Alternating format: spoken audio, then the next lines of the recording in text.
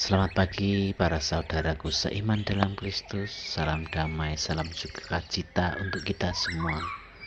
Di mana hari ini kita masih diberikan kehidupan, kesehatan selalu. Marilah kita siapkan hati dan pikiran kita untuk mendengarkan firman Tuhan. Tuhan beserta kita sekarang dan selama-lamanya.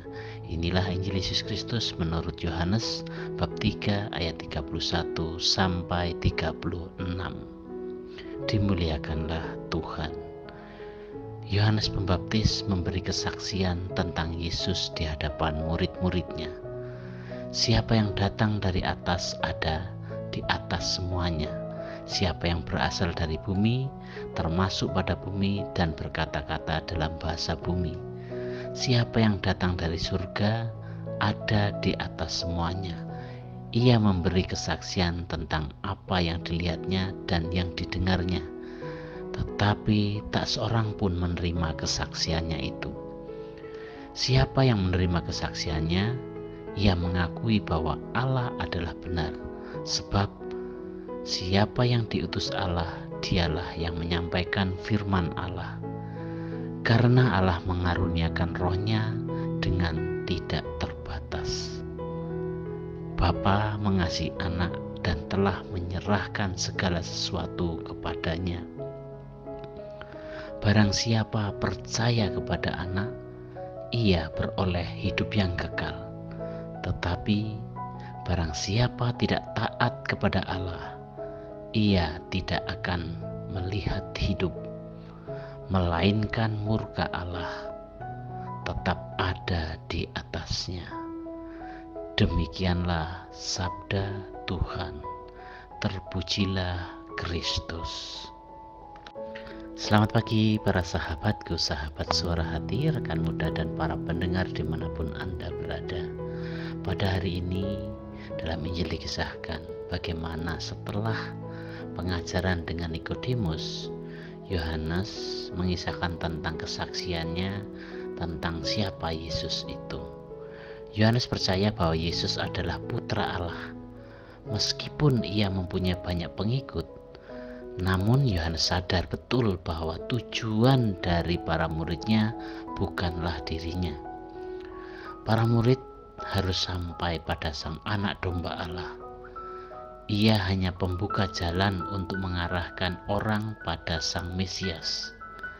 Yohanes Pembaptis adalah seorang yang jujur, orang yang rendah hati. Ia jujur mengatakan kebenaran. Yang benar dikatakan benar, yang salah juga dikatakan salah. Ia berkata yang benar tentang siapa Yesus.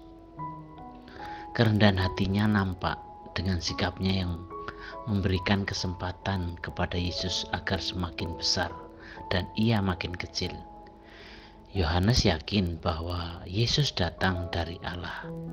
Para sahabatku, sahabat suara hati, rekan muda dan para pendengar dimanapun Anda berada, Yesus adalah anak tunggal Bapa yang menjadi manusia demi keselamatan kita semua manusia. Ia kembali ke surga dengan membawa orang-orang yang percaya kepadanya.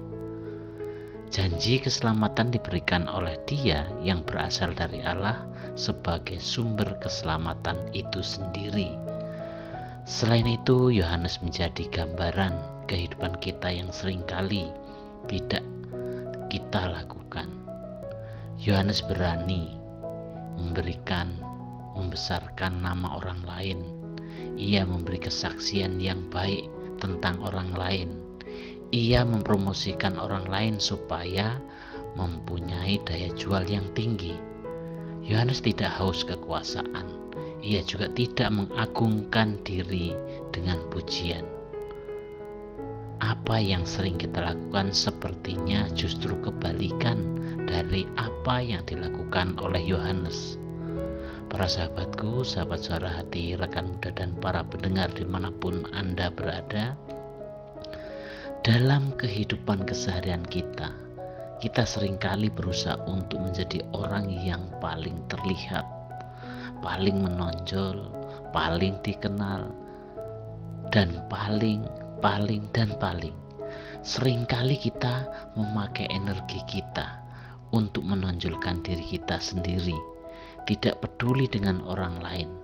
Apakah itu benar atau tidak, yang penting saya terkenal. Itulah keegoisan manusia yang seringkali menjadi petaka untuk diri kita sendiri. Sadarkah saudaraku seiman bahwa itu bukan cara Allah?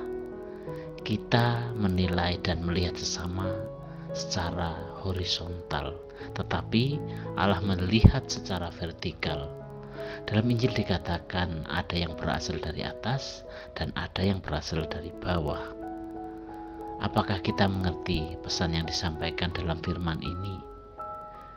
Apakah kita benar-benar bermoral tinggi atau bermoral rendah? Para sahabatku seiman dalam Kristus, kebenaran Allah memiliki konsekuensi dan Allah memberikan kita kebebasan untuk memilih bagaimana kita menanggapinya. Pilihan yang Dia berikan kepada kita memiliki konsekuensi yang abadi, hidup kekal atau kematian kekal. Jika kita memilih Allah, kita akan mengalami kehidupan yang berasal darinya.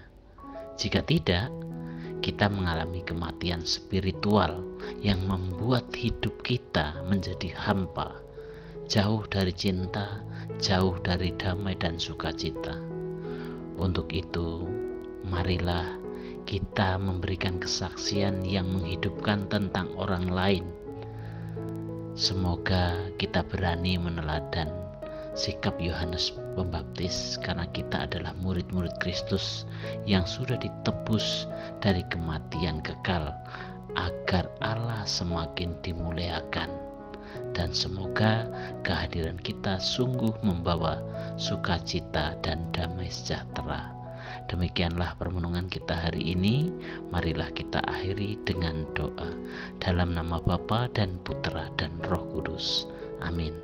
Bapa yang penuh kasih, semoga Roh Kudus-Mu memenuhi dan mengubah hati kami yang seringkali beku, dan semoga budi kami semakin digiatkan dan diterangkan oleh firman-Mu sendiri, supaya kami dapat memilih kehidupan yang kekal. Berilah kekuatan untuk mampu memilih yang baik daripada yang jahat. Doa ini kami serahkan kepadamu Tuhan, dengan perantaraan Kristus Tuhan kami. Amin. Dalam nama Bapa dan Putra dan Roh Kudus. Amin.